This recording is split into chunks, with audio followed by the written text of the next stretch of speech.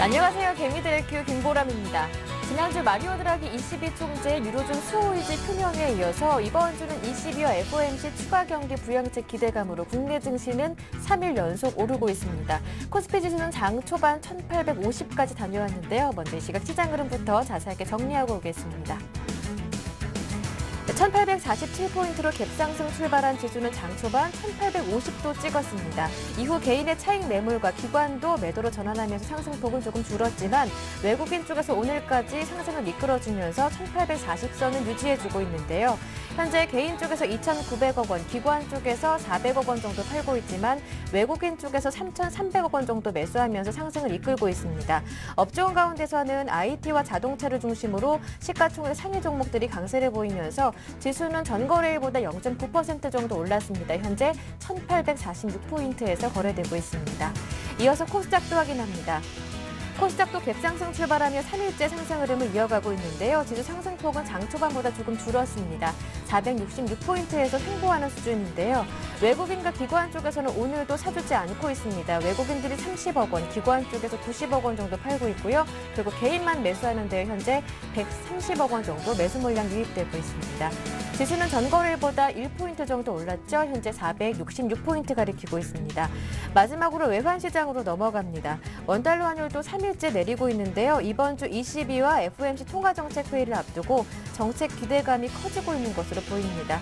원달러 환율은 2원 20전 내렸고요. 현재 1136원 10전에서 거래되고 있습니다. 네, 먼저 이 시각 시장 흐름 확인해봤고요. 잠시 뒤부터는 개미들의 종목 상담이 이어지는데요. 참여 방법 알려드립니다. 무료 문자 번호 013-3366-0110번으로 함께하실 수 있습니다.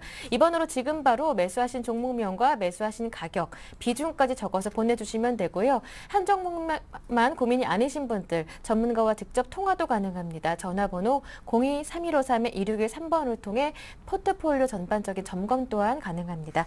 여러분의 많은 참여 신청 기다리는 동안에 먼저 구체적으로 시장 분석해보고요. 투자 전략까지 꼼꼼하게 세워보고 오겠습니다. 오늘은 솔로몬 투자증권 김동섭 이사님 연결돼 있습니다. 이사님 안녕하세요. 네, 안녕하세요. 네, 지난 주말 미국 증시는 유로존의 경기 부양과 FOMC 기대감으로 다우지수가 13,000을 돌파했습니다.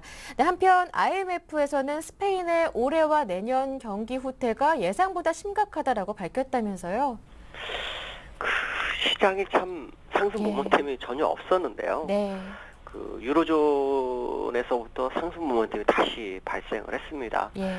유로존의 유럽 중앙은행이 그 마리오 드라기 총재가 더 이상 그 스페인이나 이탈리아 국채가 더 올라가면 안 된다고 생각한 것 같습니다. 그래서 유로존의 위기를 타개하기 위해서는 모든 조치를 다 하겠다라고 언급을 했고, 그거에 대해서 프랑스, 독일 정상들이 지지를 하고 또 여러 나라들이 지지를 하는 그런 모습이 나오면서 시장에는 숨통이 튀었죠. 그로 인해서 유로존은 이틀 연속으로 아주 강하게 상승을 했고, 또 미국도 이에 영향을 받아 상승을 했는데, 미국 같은 경우에도 2분기 성장률이 1.5% 둔화되면서 이번 FOMC 회의를 굉장히 기다리고 있는 것 같습니다. 이 FOMC 회의가 31일하고 1일이 있고요. 그 다음에 유로존의 통화정책회의는 2일입니다. 그래서 그 다음에 수, 목 3일이 시장에는 굉장히 중요할 것으로 보이고 있고요. 가장 중요한 것은 FOMC보다는 22일 확률이 상당히 높습니다. 왜냐하면 FOMC에서 3차 강자화를 하기 위해서는 유로존의 ESM이 독일 헌법재판소에서 아무 문제 없이 지나가야만이 아마 3차 강자화를 할 수 있기 때문에 미국의 FOMC 회의를 너무 기대하기보다는 오히려 유로존에서 어떤 대책이 나오는지 봐야 될 것 같습니다. 특히 ECB 유럽 중앙은행 마리오 드라기 총재가 모든 걸 다 하겠다 그랬고, 또 메르켈과 올랑도 대통령도 역시 거기에 동의하는 모습이었기 때문에 어떤 정책이 나올지 봐야 되는데요. 예상되는 정책으로는 ECB에서 나올 수 있는 게 금리 인하 부분을 좀 생각해 볼 수 있죠. 미국 FRB 금리하고 보면은 미국은 0.25%가 남아있는 상태고 유로존은 0.75%이기 때문에 0.5% 정도의 갭이 있습니다. 그래서 이 갭만큼을 내려줄지를 좀 보셔야 될 것 같고, 시장의 유동성을 지난번에 1차, 2차 LTR을 풀어줬지만 여전히 돈이 돌질 않아서 스페인과 이탈리아 국채가 7%대까지 올라가는, 이탈리아는 6%대였죠. 그러나 스페인 같은 7.7%까지 갔었기 때문에 상당히 중요한 상황입니다. 그래서 3차 LTR를 진행할 수 있는 부분이 있다라고 생각한다면 이번 22 통화정책회의가 얼마나 중요한가를 알려주고 있습니다. 그 전에 마리오 드라기 총재하고 그 독일의 분데스방크 총재와 만날 것으로 지금 예상이 되고 있는데요. 거기서 이제 어느 정도 의견 조율이 좀 있을 것 같습니다. 왜냐하면 독일에서는 EFSF를 통해서 스페인 국채나 이탈리아 국채 사는 걸 반대하고 있다라는 얘기가 있기 때문에 이 부분은 아마 조율할 확률이 높고요. 세 번째로는 ECB에서 그 EFSF의 증시안정기금에 은행권 라이센스를 부여할지 이것 또한 최대 관심사입니다. 물론 이것도 역시 독일이 현재는 반대를 하고 있는데 마리오 드라기 총재가 어떻게 설득하는지를 좀 보셔야 될 것 같습니다. 그래서 통화정책회의가 FOMC보다 지금 현재 더 중요하게 작용하는 것이 아니냐.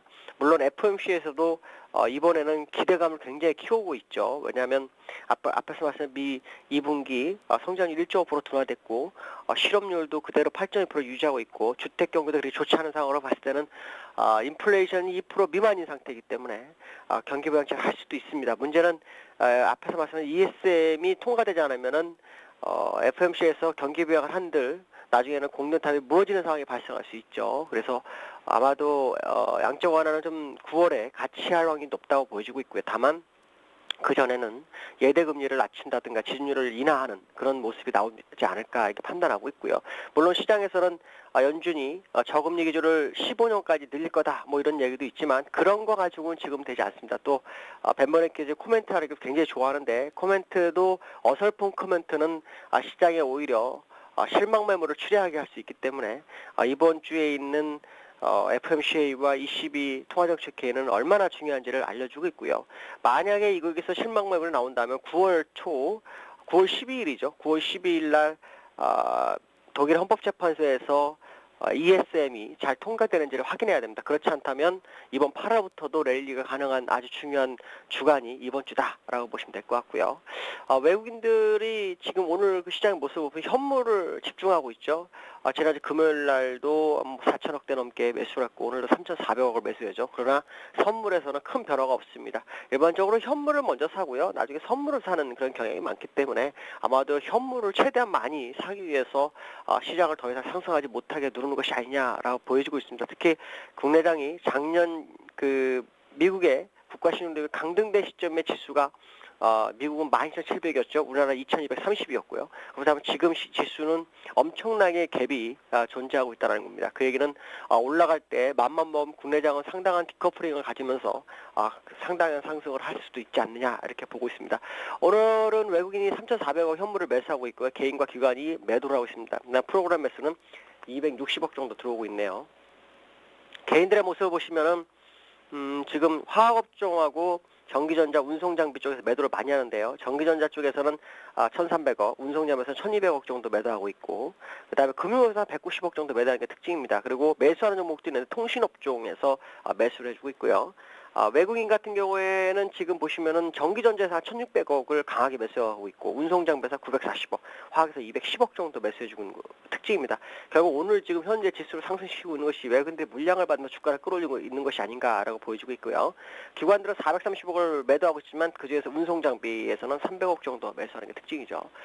지금 보시면 시가총액 상위 종목 중에서 삼성전자가 3% 상승률을 보이고 있죠. 사실 주가가 상승할 때 삼성전자가 저렇게 세면 여타 종목은 힘을 못 냅니다. 그러니까 삼성전자가 사실은 한 1%대 상승을 주면서 나머지 2% 상승에 대한 부분을 여타 종목으로 흘러가야 되는데 그렇지 못한 게 좀 아쉽다라고 말씀드릴 수 있고요. 현대모비스가 4%, KB금이 3% 상승을 보이고 있죠. 그 다음에 좀 하락하는 모습 좀 삼성화재나 KT, 요즘 잘 올라가는 KT도 4%대 하락률을 주면서 시장 상승을 저지하고 있는 모습이고요. SK, NHN도 한 2%대 하락률을 보이고 있습니다. 현대제철이 3%의 상승률을 보이고 있고요. 화학줄이 그나마 강세의 모습을 보이고 있는 게 특징이다라고 말씀드릴 수 있습니다. 네, 그렇다면 오늘장 투자 포인트 짚어주신다면요? 오늘 장에서 가장 중요한 것은 외국인이 마지막에 수급적으로는 선물을 환매해 주는지를 좀 보셔야 될 것 같고요. 그 다음 지수로는 1850에 60일선이 있습니다. 60일선 돌파 여부를 확인하셔야 됩니다. 오늘 장중에 1850을 갔다 왔죠. 정상적으로라면 국내장이 오늘 지금 1844에 플러스 한 15포인트 정도 된 1859나 60 정도에서 마감하는 게 가장 좋습니다. 그렇지만 이것이 꼭 그렇게만 되는 건 아니죠. 하지만 현재 수급의 변화의 모습을 보았을 때는 충분히 가능하다라고 판단하고 있고요. 막판까지 외국인의 선물의 수급을 확인하시길 바랍니다. 네, 말씀 잘 들었습니다. 오늘 도움 말씀 고맙습니다, 이사님. 네, 감사합니다. 네, 지금까지 솔로몬 투자증권 김동섭 이사님과 함께했고요. 이어서 개미들의 종목 상담이 시작됩니다.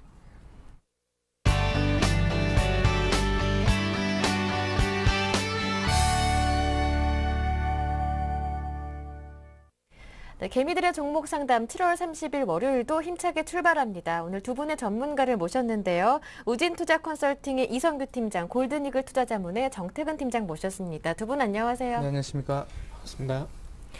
네, 두 분의 전문가와 함께 오늘 상담 자세하고 친절하게 해드립니다. 참여하실 수 있는 방법 한 번 더 알려드리는데요. 저희 무료 문자 번호로 함께하고 있습니다. 013-3366-0110번으로 지금 바로 매수하신 종목명, 가격, 비중까지 적어서 보내주시면 되고요. 전문가와 직접 통화를 원하시는 분들은 전화번호 02-3153-2613번으로 함께 참여하실 수 있습니다. 자, 그럼 첫 번째 상담은 이 전화로 전화 주신 분부터 한번 만나보겠습니다. 안녕하세요. 네, 안녕하세요. 네, 반갑습니다, 시청자님. 예, 예. 네, 어떤 종목 상담해 드릴까요? OCI, 네. OCI요. OCI 매수하신 가격대와 비중 먼저 여쭤볼게요. 23만 6천 원에 30%. 23만 6천 원에 매수하셨다고요? 예. 23만 6천 원에 비중이 30%시고요. 그럼 네. 매수하셨던 시기가 7월 초반 정도 되나 봐요? 3월 삼월. 말경. 예. 3월 말경에 매수하셨고요. 예, 예. 다른 종목도 보유 중이신가요? 예. 현대제철 88,600원에 88,600원에 비중이 20%. 그래도 현대자체는 요즘 많이 올라오고 있어서 매수가 회복 가능한지 한번 자세하게 살펴볼게요. 또 다른 네네. 궁금한 점 더 있으신가요? 예. 뭐 저기 언제쯤 그 회복되고 OCI가 네. 그 손절을 언제 해야 되고 그런 거 좀 예. 목표 주가 좀 알려고 왔습니다. 알겠습니다. 먼저 포트폴리오 정리 간단하게 해볼게요. 저에게 네네. OCI와 현대제철 두 종목을 말씀해 주셨는데요. OCI는 23만 6천 원에 비중이 30%라고 하셨고 20% 비중으로 현대제철도 담고 계십니다. 매수하신 가격은 88,600원. 이 두 종목 옆에 계신 이성규 팀장님과 함께 하겠습니다. 네, 팀장님. 네, 안녕하세요. 네, 안녕하세요. 네, OCI랑 현대차를 지금 보유하고 계시죠? 네네. 네. 일단 먼저 OCI부터 좀 설명을 드릴게요. OCI가 어떤 기업인지는 아시죠? 그 태양광 관련해서 폴리실리콘 이렇게 생산하는 기업인데, 네.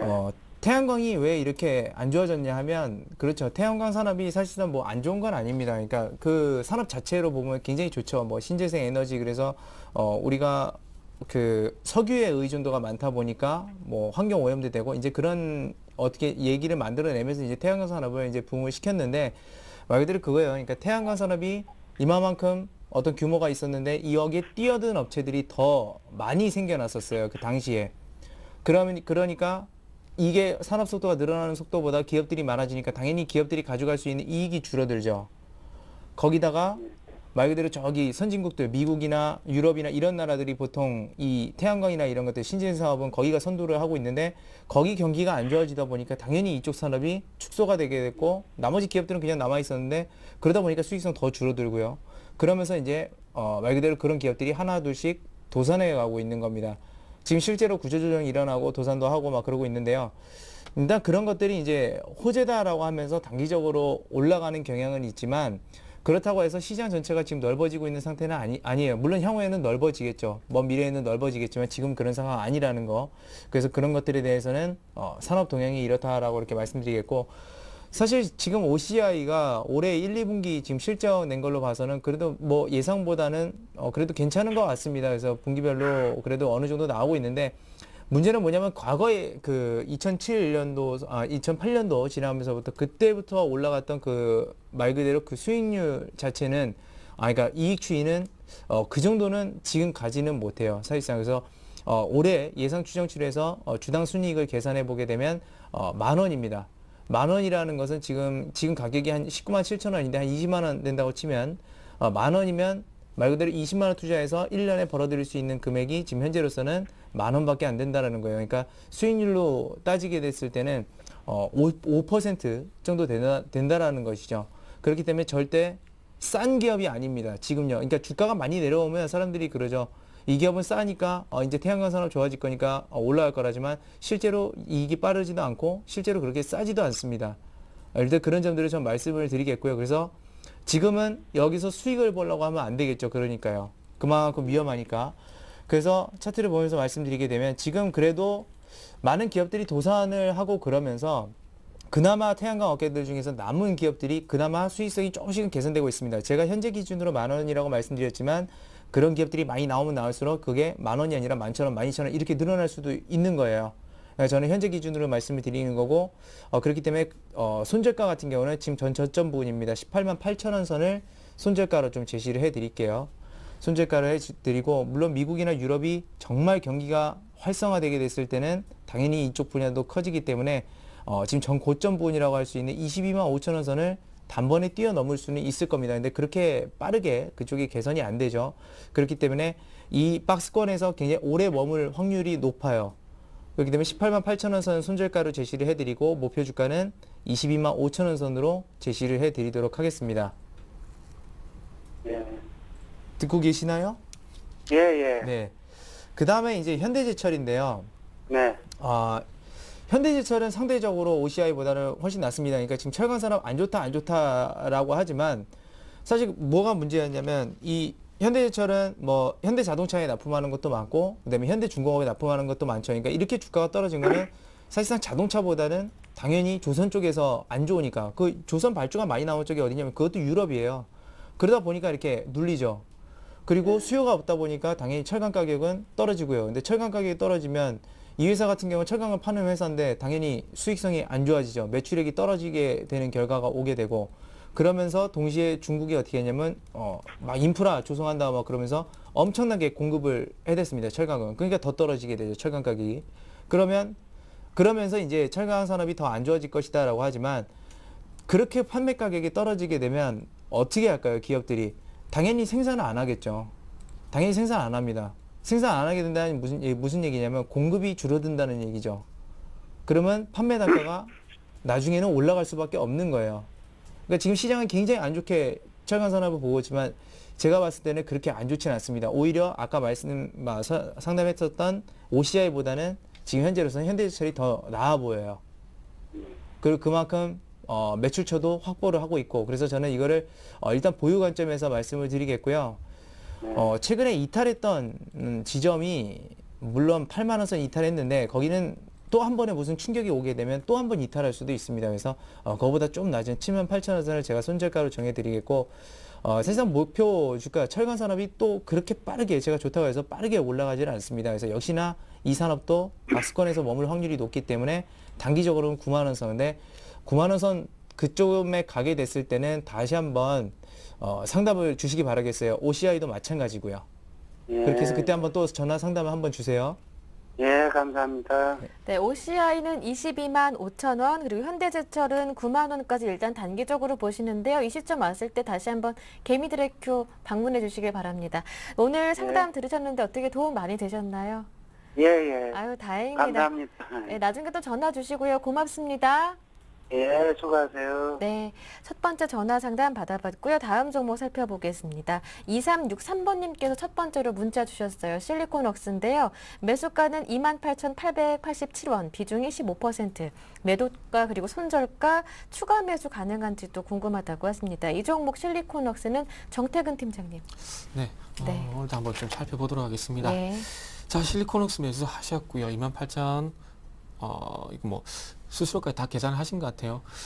일단은 매수가 부분까지 다가왔는데 일단은 그런 부분 좀 보고 말씀 좀 드려야 될 것 같아요. 일단 UiPad 뭐 그런 부분들 때문에 좀 호재가 되고 있는데, 근데 실리콘웍스 같은 경우에 그 UiPad의 어떤 구동 IC라고 구동 칩을 이제 납품을 하고 있는데, 거기다 어떤 모멘텀은 지금 뭐 주가 차트를 보게 되면 그렇게 반영은 안 되고 있습니다. 그래서 최근에 급락하고 난 다음에 코스닥 시장이 좀 올라오다 보니까 같이 올라왔었고요. 그리고 최근에 또 마찬가지로 코스피 쪽에서는 IT 뭐 대형주 좀 강세를 보였고요. 그리고 어제하고 그리고 오늘 같은 경우도 IT 부품주들이 좀 강세를 보이다 보니까 좀 같이 올라오고 있다고 봐야 될 것 같아요. 지금 이제 수급을 보이게 된다면은 이 회사가 어떤 뭐 긍정적 모멘텀이 있어서 올라오는 것은 아니라고 좀 봐야 될 것 같아요. 예. 자, 수급 먼저 한번 보게 된다면은, 자, 보세요.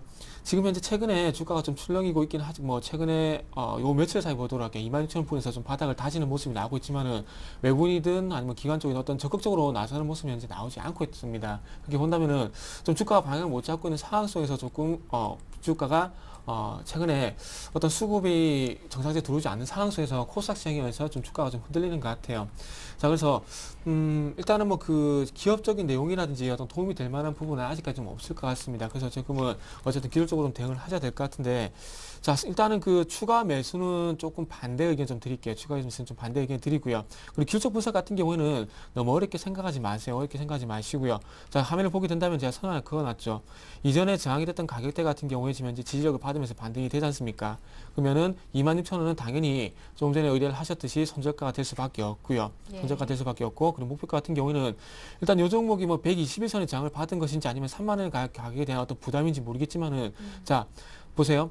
1차적으로 22,000원 부분에서 바닥을 다지고 1차 반등이 왔죠. 그리고 난 다음에 조정을 받는데 이전에 어떤 장을 받았던 가격대에서 지지를 보면서 다시 반등 시도가 나오죠. 그러면서 보면은 이 부분이 N자에 연결될 가능성이 상당히 크겠죠. 그렇게 됐을 경우에 3만 원까지 접근을 했을 경우에 이 3만 원을 돌파하게 된다면은 당연히 위쪽으로 봐야 되는 거고, 그게 아니라 3만 저항받게 된다면 여기가 당연히 목표가가 될 수밖에 없겠죠. 그래서 제가 이렇게 조금은 짧게 잡아드린 이유가 지금 현재 이 실리콘왁스라는 회사의 회사 특히나 주가에 지금 어떤 수급이라든지 그리고 어떤 업황적인 모멘텀이 없기 때문에 제가 단순히 기술적으로만 좀 설명을 드리는 겁니다. 그렇기 때문에 26,000원은 손절가, 그리고 3만 원은 일단 목표가 단기적으로 한번 짧게 제시를 해볼게요. 그래서 추가 매수 같은 경우는 어떤 그 업황이라든지 어떤 모멘텀 부분이 확인이 됐을 때 조금 그때 다시 한번 말씀 좀 드릴게요. 지금은 실리콘왁스 같은 경우에는 조금 이렇게 기술적으로 대응하는 게 좀 맞지 않게는 생각이 들기 때문에 목표가하고 손절가만 좀 제시를 해보도록 하겠습니다. 네, 실리콘왁스 목표가는 단기적으로 3만 원 설정해 주셨고요. 손절가는 26,000원으로 정해 주셨습니다. 참고해 보시고요. 다음 종목 한번 살펴볼게요. 3532번님께서 보내주셨습니다. 휴, 엄청 더워요. 건강에 유의하세요 하시면서 이화전기 보내주셨는데요. 매수하신 가격은 1,020원, 비중이 60%신데 어떻게 하는지 매도가 궁금하다고 하십니다. 이 종목 어떻습니까? 네, 뭐 이화전기 같은 예. 경우는 그 대북주로 많이 알려져 네. 있죠. 뭐 전선 관련주, 송전 관련주 그래서 많이 알려져 있고요. 최근에 북한과의 어떤 관계가 우리 같이 좋아질 것 같아요. 사실 이거는 정태근 전문가님이 더 잘 압니다. 그리고 이 방송을 통해서 이런 것들에 대해서 많이 말씀을 해주셨죠.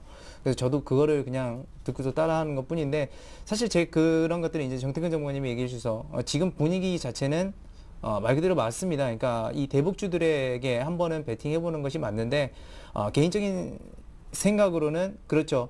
우리가 증권시장의 움직임을 알아맞추기가 그것도 굉장히 힘듭니다. 굉장히 힘든데, 거기다가 거기 아니라 북한이라는 나라의 동향을 우리가 알아맞춘다는 것은 거의 불가능하죠. 그렇다면 이 회사는 뭐냐면 가뜩이나 증권시장 어려운데 거기다가 북한이라는 얘기가 더해지게 되면서 확률적으로 여기서 수익을 볼 수 있는 확률은 굉장히 적은 기업이라는 겁니다. 실적에 의해서 움직이는 기업도 아니고 그렇다고 해서 이 기업이 뭐 어떻게 다른 분야에서 이렇게 딱 그 부각을 나타내면서 이런 것도 아니고요. 굉장히 위험하다는 걸 우선적으로 좀 말씀을 드리겠고요. 예. 일단은 최근에 거래량 그런 얘기들이 나오면서 거래량 터지면서 일단 매집은 해가는 과정에 있어서 어느 정도 수익력은 날 수는 있습니다만 너무 기대하지 마시고, 지금 매수가가 1,020원이신데요. 다시 한번 거기까지 반등을 확실하게 줄지 안 줄지는 모르지만 일단은 저는 매수가 근처에 가서 이거를 정리하시라고 좀 말씀을 드리고 싶습니다. 왜냐면 물론 이렇게 거래량 터져서 올라가는 것도 있지만 뒤에 거래량이 지금 현재 매도를 한 건지 매수를 한 건지 정확히 추정도 되지 않고요. 지금 이평선들하고 이격이 상당히 많이 벌어졌죠. 많이 벌어진 상태에서는 한 번은 크게 조정이 나옵니다. 그러니까 다시 올라갈 수도 있겠지만 조정이 한번 크게 나오는데 그거를 어떻게 견디실 수 있을지도 좀 의문이고요. 그래서 손절가 같은 경우는 이게 올라가게 됐을 때 어느 정도 맞닥뜨리게 됐을 때 분명히 이격선은 약 920원 선에서 맞닥뜨리게 될 겁니다. 한 10% 정도의 손실이라고 볼 수 있겠는데 그 정도 선에서 만약에 지지를 보이면 홀딩하셔서 다시 한번 매수가 근처에 가시면 매도하시는 전략을 좀 제시를 해드리도록 하겠습니다. 네, 일단 매수가 근처에서 정리하시는 게 좋겠다라는 말씀이었고요. 다음 종목 살펴볼게요. 9537번님께서 보내주셨습니다. 종목은 파미셀인데요. 매수가는 6,960원입니다. 비중이 10%, 목표가와 손절가 알고 싶다고 하시는데요. 이 종목은 어떻게 전략을 세워볼까요? 네, 일단 뭐 파미세 같은 경우에는 네. 조금 뭐 최근에 뭐 전체적인 주가를 보게 된다면은 바닥에서 좀 올라오고 있다고 봐야 될 것 같아요.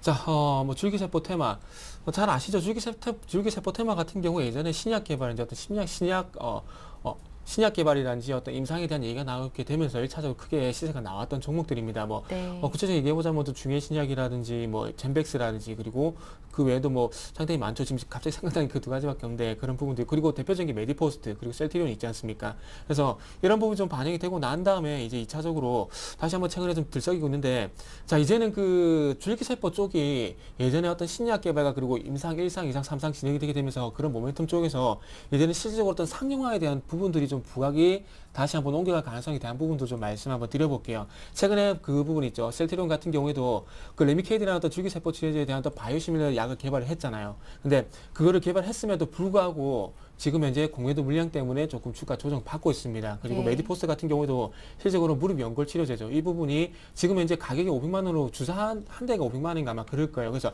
거기에 대한 부분들이 현재 100개 정도 현재 시술이 들어갔다고 합니다. 그래서 앞으로 이 시술이 계속해서 늘어날 거라고 생각이 드는데 제가 이 얘기를 왜 드리냐면은 이제부터는 그 서두에 제가 말씀을 드렸듯이 어떤 신약 개발 그리고 임상에서 이제는 실질적으로 어떤 상용화 쪽으로 지금 이제 무게 중심이 줄기세포가 흘러가고 있다는 겁니다. 그래서 그 중심에 지금 셀트리온 그리고 메디포스트 지금 이제 파미셀이 있다는 겁니다. 그래서 파미셀 같은 경우에는 그 줄기세포 치료제 최초로 식약청의 그 임상 승인에 대한 부분 그리고 식약청의 허가를 받은 회사란 부분 때문에 HSBC에서 상당히 긍정적인 리포트를 냈습니다. 그리고 어떻든 여기 줄기세포 관련해서 메디포스트보다는 더 선도업체가 될 가능성이 있다. 이런 부분들이 현재 파미셀의 좀 주가 원동력이 되고 있고요. 그래서 요건 차트 좀 같이 보면서 말씀드릴게요. 그래서 지금 현재 조금 전에 제가 말씀드렸듯이 요 종목 같은 경우는 지금 현재 화면을 보시면은 6,000원 부근에서 좀 바닥이 현재 최근에 와서 잡히고 있어요. 그러면서 최근에 이렇게 반등을 주는 이유가 제가 조금 전에 말씀드렸듯이 HSBC에서 나온 그런 보고서라든지 그리고 어쨌든 그 상용화에 대한 부분 이런 부분들 때문에 네. 현재 주가가 지금 조금씩 올라와주고 있습니다.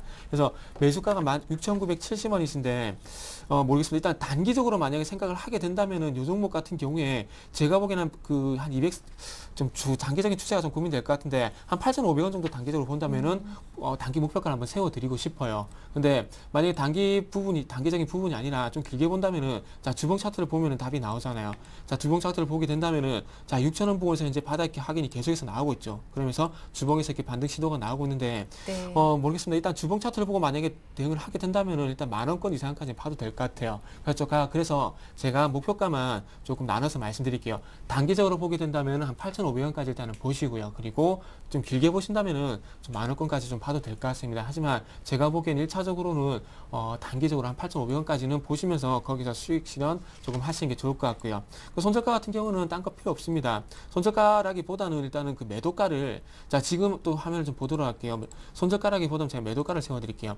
지금 보시면은 이 부분에서 7,500원에서 저항이 됐죠. 그리고 네. 여기서 저항이 됐죠. 그리고 여기서 돌파 시도가 나왔자면 다시 눌렸다가 다시 돌파 시도가 나왔는데 오늘 윗골이 달죠.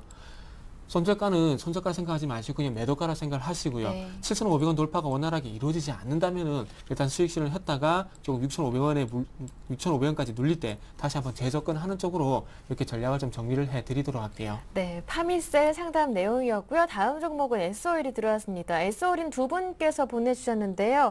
첫 번째로 한 분은 3832번님, S오일 92,000원에 매수하셨고 비중이 20%신데 장기로 들고 가도 되는지 목표가 손절가 궁금하다고 하시고요.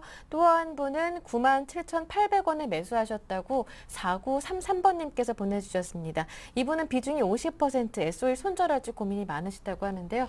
두 분 한꺼번에 한번 봐드릴게요. 네, 일단 뭐 정유주들 같은 경우는 워낙에 그 국제 유가에 많이 움직이게 되죠. 근데 장기적으로 봤을 때는 당연히 국제 유가 올라가게 될 겁니다. 장기적으로는요. 왜냐하면 그만큼 화폐는 계속해서 늘어나기 때문에 상대적으로 그 상품 가치가 올라가기 때문이죠. 근데 한 가지 문제점은 뭐냐면 석유 잘 안 쓰려고 그러죠. 지금요. 석유 잘 안 쓰려고 하기 때문에 과거처럼 이제 유가가 미래에 가서는 그렇게 급등하는 현상들은 점차적으로 이렇게 줄어들 것이라고 좀 생각되고 있습니다. 그래서 지금 그때 언제죠? 2011년도 보게 되면 굉장히 높은 폭으로 올랐다가 그때부터 이제 하락을 하기 시작했는데 사실상 올해 그 실적이 작년보다 낮아질 거라는 것들을 반영하면서 작년 중순 그러니까 7, 8월 달이죠. 그때부터 이 SOL 자체가 좀 이렇게 급락하면서 최근까지 내려오는 그런 모습들 보였는데 지금 두 분이 한 분은 수익 중이시고 한 분은 손실 중이세요. 근데 네. 두 분 다 뭐 밴드 구간에서 보면 그렇게 차이는 없습니다. 사실 차이는 없고 지금 일단은 손실 보신 분 기준으로 좀 말씀을 드리게 되면 이 회사는 배당주로도 알려져 있는데 제가 앞전에 말씀드렸지만 과거처럼 그렇게 실적이 크게 나오지는 않을 겁니다. 그렇기 때문에 배당 수익률, 배당이라는 거는 어차피 단기 순이익에서 나오게 되죠. 이 회사가 배당 성향이 높은 거지 실제적으로 배당 수익률이 높다라고는 볼 수는 없습니다. 그래서 지금 현재 예상되는 배당 수익률은 한 3% 정도 되거든요.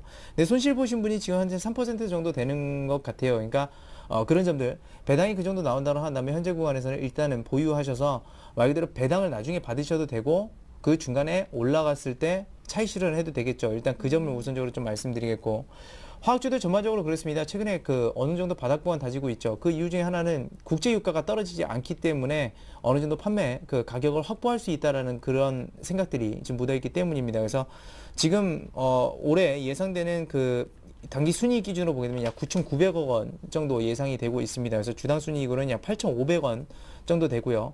그래서 뭐 그렇게 고평가 상태도 아니고 배당 수익률까지 포함하게 되면 역시나 그렇게 나쁜 상황은 아닙니다.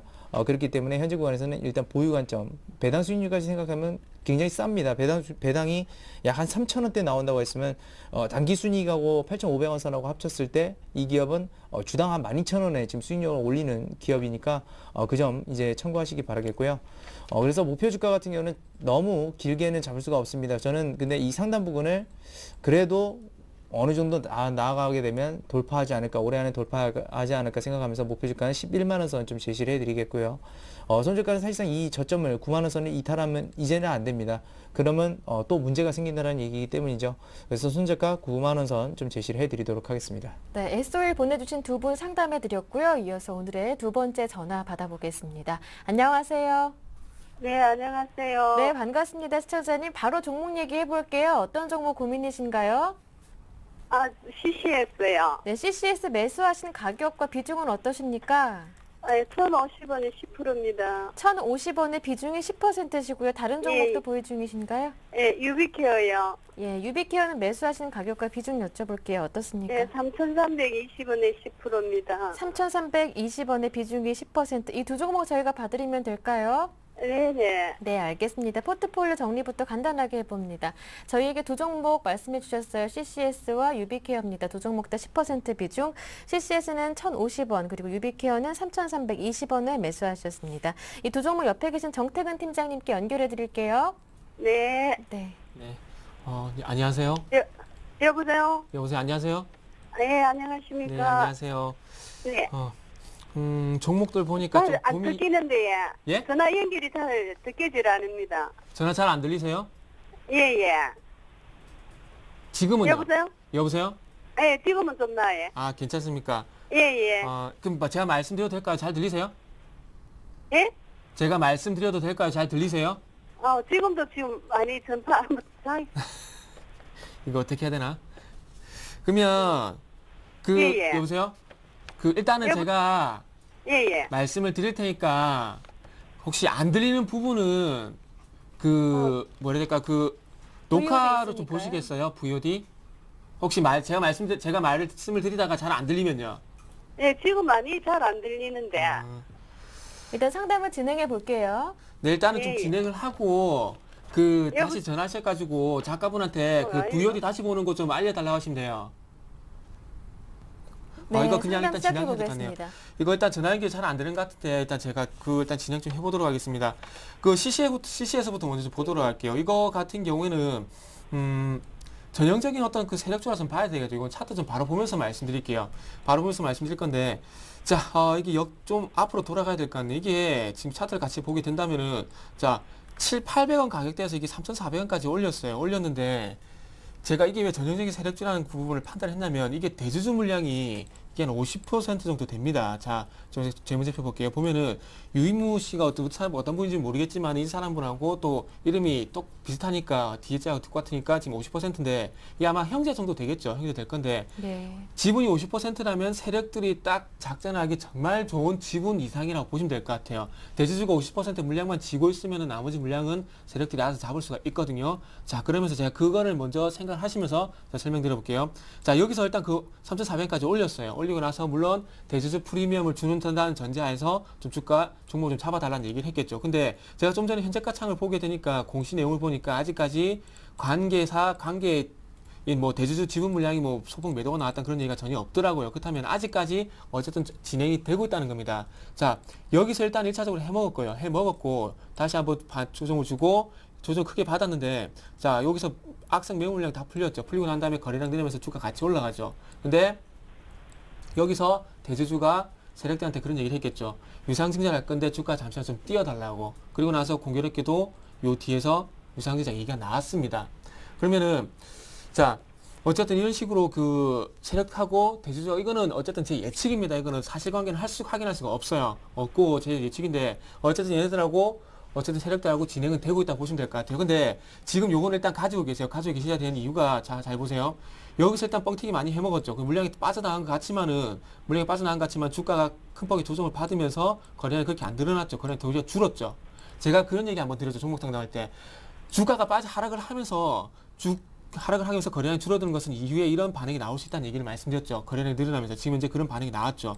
그렇다면 이런 현상이 나타난다는 건 자체가 아직까지 세력들이 다 빠져나가지 않았다는 겁니다. 어떻게 보면 2차적으로 얘네들 일반 공모로 현재 유상증자가 예상이 돼 있는데 그 부분 물량을 다 받을 건지 아니면은 대주주가 어떤 결탁을 할 건지 그건 잘 모르겠지만은 어쨌든 빠져나가지 않았다는 게 제일 중요한 겁니다. 근데 이 회사가 CCS 그 케이블 방송인데 그건 중요한 게 아니고요. 이 회사 자회사가 CCS텍이라고 아이폰 전용 애플리케이션 스마트폰을 개발을 했어요. 그래서 보이스톡 관련해가지고 어떤 테마주도 묶여 있고요. 그리고 지금 현재 이 회사 CCS텍을 통해 가지고 SNS 그리고 스마트폰 앱 서비스를 총선이라든지 대선 서비스에 진행을 하고 있습니다. 자, 그렇다 보니까 자, 총선이 4월 달에 있었죠. 요때 보이스톡 갖고 한번 해먹을 수가 있겠죠. 그리고 앞으로도 뭐가 다가옵니까?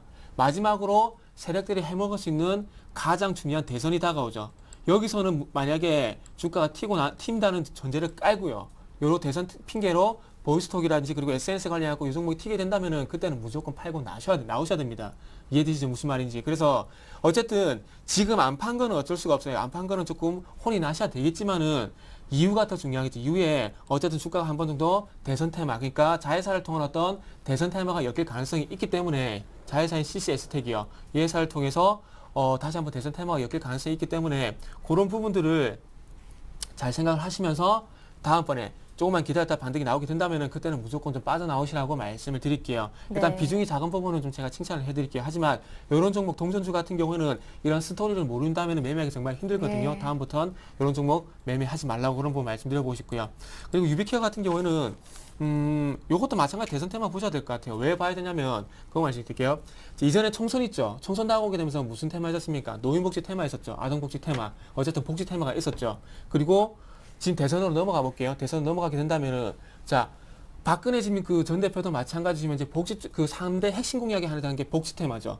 근데 중요한 건 복지가 노인복지, 아동복지 나눠질 수가 있겠지만 어쨌든 노인복지, 아동복지 연결이 된다는 것은 자체가 유헬스케어도 다시 한번 연결이 될 수가 있다는 겁니다. 근데 이 회사 같은 경우에는 국내 최초로 그 전자사트 브랜드를 만들었는데 의사랑이나 브랜드를 만들었는데 요것 때문에 US케어 관련해서 묶여 있어요. 그리고 SK케미칼에서 한 43% 지분을 갖고 있다는 이유만으로 이 회사는 대선 테마 특히나 US케어라든지 바이오 테마 그리고 좀 더 나가본다면은 노인복지 테마로 연결이 될 가능성이 있습니다. 그래서 이제 어차피 지금 매도 뭐 하시기는 힘들거든요. 매도하기 네. 힘들기 때문에 조금 출렁일 거예요. 왜? 테마니까. 그리고 이 회사 실적으로 전자차트 가지고 미국 시장 진출하고 중국 시장 진출하고 있지만은 그 부분의 어떤 실적이라든지 그리고 매출이 뜨려면 시간이 분명히 걸릴 겁니다. 네. 그래서 그런 부분 기대하기보다는 단순히 12월 달까지 어쨌든 테마를 보셔야 돼요. 그래서 요거는 일단은 요거는 뭐 2,400까지 다시 한번 내려갈 수도 있습니다. 분명히 말씀드릴게요. 분명히 말씀드리지만 내려갈 수 있어요. 하지만 앞으로 요 앞전에 있죠. 요 앞전에 주가가 4,500원까지 갔을 때처럼 대선 테마가 불게 되면 요 종목도 마찬가지로 다시 한번 4,500원씩으로 갈 겁니다. 근데 네. 중요한 건 그때 CCS와 마찬가지로 요 종목도 그렇게 갔을 경우에 그때 가서 다시 한번 파시는 게 좋을 것 같아요. 그래서 결론적으로 CCS하고 그 유비케 같은 경우에 다시 한번 들썩일 때까지는 충분히 기다려도 매수가까지 줄 종목이기 때문에 일단은 보유를 하시라. 이렇게 좀 정리를 해드릴게요. 네, 알겠습니다. 중간에 전화 연결 상태가 고르지 못한 점 양해 부탁드립니다. 오늘 잘 못 들으신 상담 내용이 있다면 홈페이지 들어가시면 VOD를 통해 확인하실 수 있으니까요. 다시 한번 확인 부탁드립니다. 이어서 문자로 들어온 종목 살펴보겠습니다. 8501번님께서 보내주셨는데요. 비트컴퓨터 지금 매수해도 될까요? 하십니다. 어떻습니까? 네, 비트컴퓨터 지금 방금 전에 정태근 팀장님이 말씀해 주셨죠. 헬스케어 산업이 부각을 예. 받을 수 있다고요.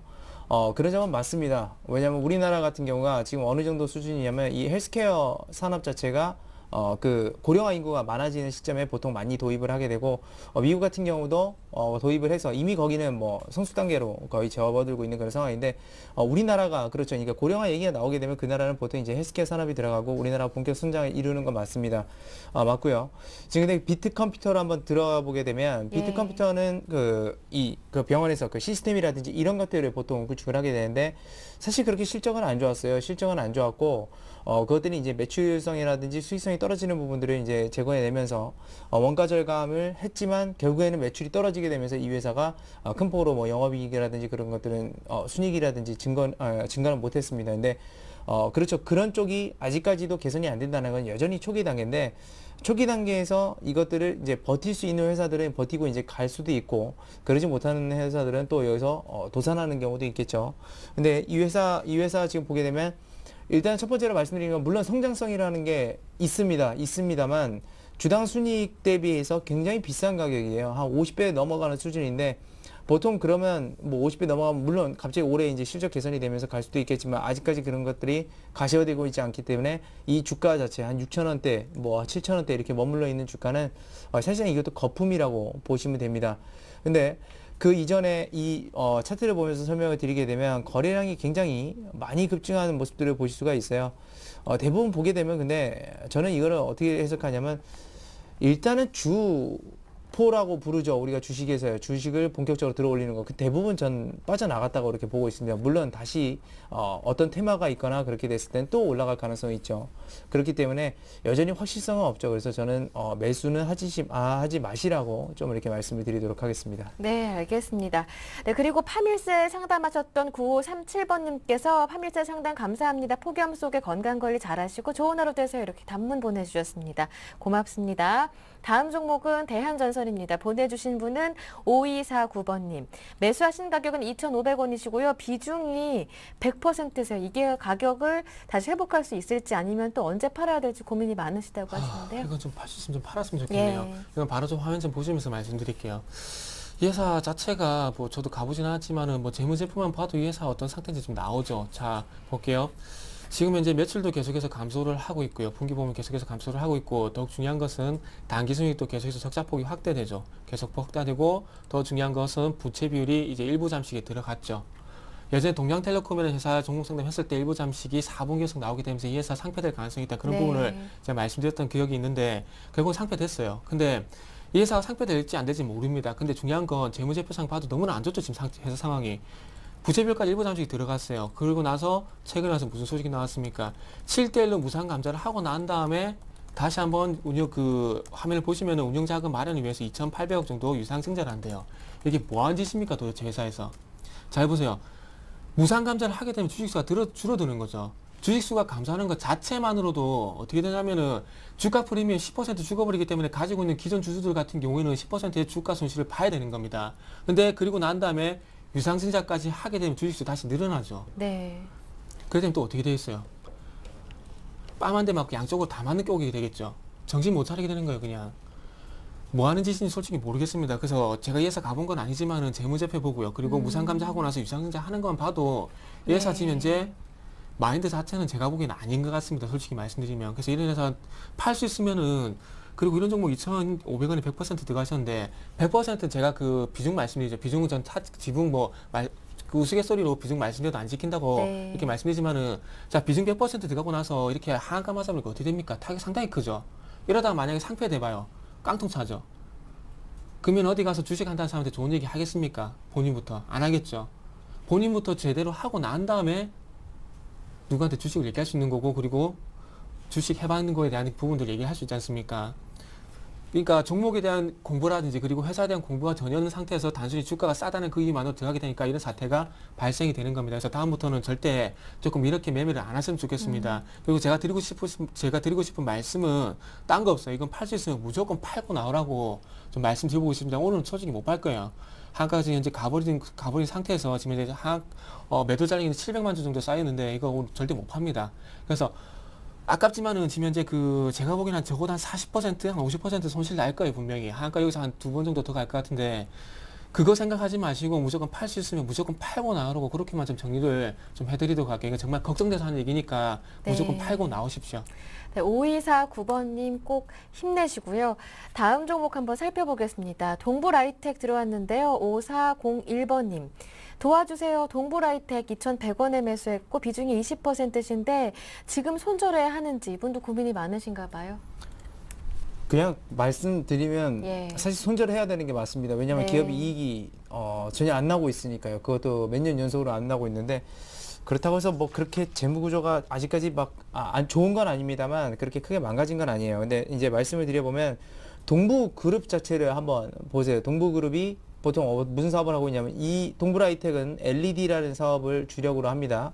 그리고 SI 산업을 하고 있기도 하고요. 그 다음에 로봇이, 그러니까 다른 기업들이 동부로봇이라든지 그런 거 기업들도 있죠. 그런 것들이 이제 보게 되면 굉장히 어떻게 보면 미래 산업에 많이 치중하고 있어요. 근데 미래 산업에 치중하고 있는데 미래 산업 파는 거는 좋죠. 굉장히 좋습니다. 굉장히 좋은데 지금 이런 경제 위기에서 경제가 활성화가 돼야 미래 산업도 되는 건데 경제 위기에서 만약에 안 좋게 되면 동부그룹은 어떻게 보면 기존에 그 어떤 다 주력 사업부를 이렇게 죽여놓고 미래 산업만 키우고 있는 건데 그렇게 됐을 때는 당연히 무너질 수밖에 없겠죠. 그러니까 그렇게 보면 굉장히 위험합니다. 위험하기 때문에 동부그룹이 다시 살아나기 위해서는 결과적으로는 경제가 좋아져야 된다는 얘기인데 그렇다면 지금 솔직히 투자할 시기는 아니라는 것이죠. 그렇기 때문에 일단은 리스크 관리에 좀 집중을 하시기 바라겠고요. 전저점 부분을 손절가로 제시를 해드리겠습니다. 지금 1660원 선을 좀 손절가로 제시를 해드리겠고요. 매수가까지 보지 마세요. 올라오면 그때 차익 실현하면서 2,000원 선까지만 목표 주가로 좀 제시를 해드리도록 하겠습니다. 네, 오늘 상담은 여기에서 마무리 짓겠습니다. 오늘 두 분의 전문가와 함께 했는데요. 이성규 팀장, 정태근 팀장 두 분과 함께 했습니다. 고맙습니다. 네, 감사합니다. 감사합니다. 여러분 이제 서울경제TV를요. KT 올레 IPTV 184번 채널로도 함께 하실 수 있으니까요. 여러분 더욱더 큰 관심 부탁드립니다. 저는 여기에서 인사드릴게요. 함께 해주신 여러분 고맙습니다.